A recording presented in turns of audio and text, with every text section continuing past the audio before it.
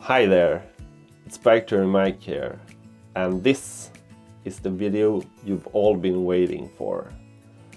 I get asked all the time about help to plan other people's bike tours, and since the answer to this can be really long, I thought I'd make a video to sort of sum up the thoughts I have on planning my own bike tours. But before we can get started, we need to ask ourselves a couple of questions first. Where do you want to go? When do you want to go there? How much time do you have?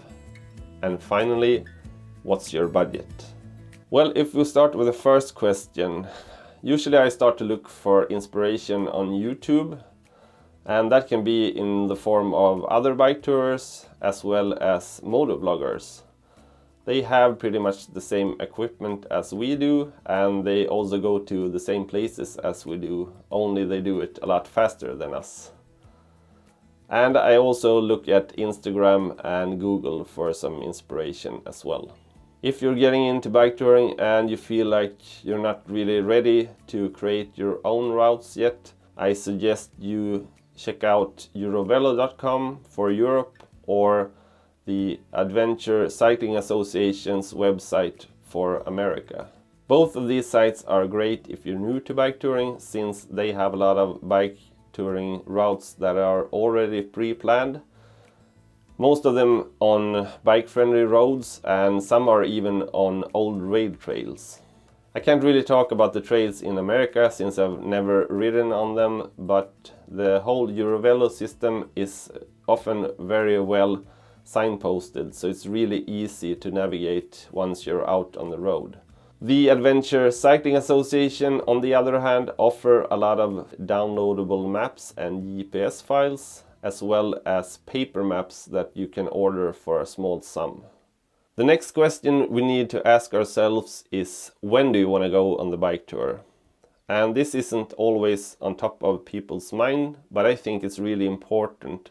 For instance, I would avoid going down to the countries along the Mediterranean during the months of July and August, both due to the heat and the fact that the roads are probably going to be jam-packed with tourists, since most of people in Europe are off on their vacation during this time of year. Instead, I would aim for the shoulder seasons, which are the spring and the fall. The weather is a lot nicer during that period, and the roads aren't as jam-packed with tourists. If you were to do a tour up here in Scandinavia, on the other hand, those 3 summer months are probably your best bet.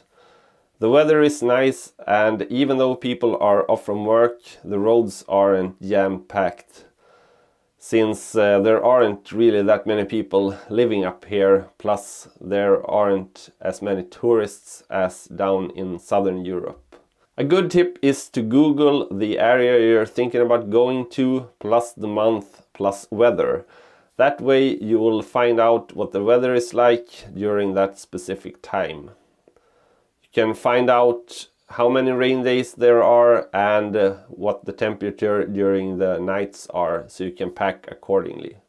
So now that I know where and when I'm going, the next step is to figure out whether I want to do a loop or a point-to-point tour. A loop tour starts and ends at the same place, so there are a couple of logistical benefits of doing this type of tour. For instance, you can leave your car in one place, do the tour, and come back to your car later. Or even better, you can start from home, so you don't have to think about transportation to and from your bike tour.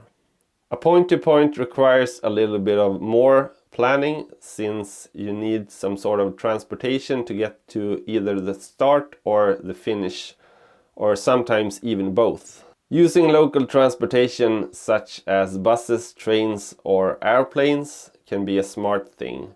Otherwise you might have to rely on a family member or a friend to drop you off or pick you up.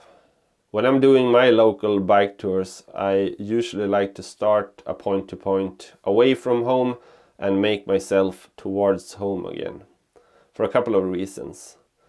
First of all, I like to think that it's more of an adventure to start in an unfamiliar area. Otherwise, if I were to start at home, probably the whole first day would just feel like I'm out on my Sunday ride. And I'd rather have that Sunday ride at the end of the bike tour. And second of all, I live down by the coastline, so by taking a bus up to the mountains, I'm giving myself an easier ride. So after deciding whether to do a loop or a point-to-point, I need to decide how long my bike tour is going to be. So you've probably been on a charter vacation sometime in your life, where you pretty much just step on the plane, go to your hotel, and everything is pretty much taken care of for you already. Well, a bike tour is pretty much the opposite of that. At least if you're not going on a fully supported bike tour. Time is probably the biggest enemy on a bike tour. It's easy to get caught up in making those big days on the bike, trying to see as much as possible. But at the same time forgetting about yourself, that you might need a break once in a while. So don't forget to calculate in time for rehydration, food stops, and rest once in a while. So how long should my days be? I get this question all the time, and it's really difficult to answer since it's really individual and it depends on a lot of different factors, such as how's your fitness level, how durable are you, what type of terrain or road quality are you going to be cycling on, and finally, what's the weather going to be like. All these things factor in when it comes to planning a bike tour. So if you're used to doing 100 kilometers on your normal Sunday bike ride, you're not going to be able to do that on a fully loaded touring bike day after day. Or you could, but that would just be a total sufferfest. So instead I recommend you to take the amount that you're normally doing on your Sunday ride and multiply that with about 2/3, and then you'll end up in sort of that ballpark of where you might end up. But in general, if I were to answer how long you should plan for each day, if you're in decent shape and you're not going up and down mountains the whole day, my guess would be around 60 to 80 kilometers. I'm not saying that you should do every day between 60 and 80 kilometers, but on average throughout the whole bike tour in that ballpark.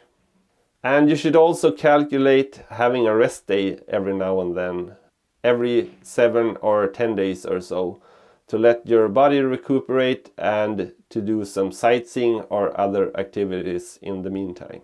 If you're flying into a destination, it might be wise to add a couple of days in the beginning and at the end of the bike tour for practical reasons. This also gives you a buffer if something were to go wrong along the bike tour. When you're landing, it might be good to have a day or two to acclimate and get over the jet lag, while at the same time you can get your bike ready for the bike tour. And at the end of the bike tour, it's good to have a day extra to be able to go out and look for a bike box and pack your bike for the travel back home again. So what you can do now is to multiply the number of riding days with the mileage that you estimate for each day, plus add the rest days, and see if that sum sort of corresponds with the number of days you're able to be away from home. So hopefully now you know how long your bike tour is supposed to be. But we still have a lot of things left to plan. But since I don't want to make this a super long video, I've decided to split this video into 2 parts.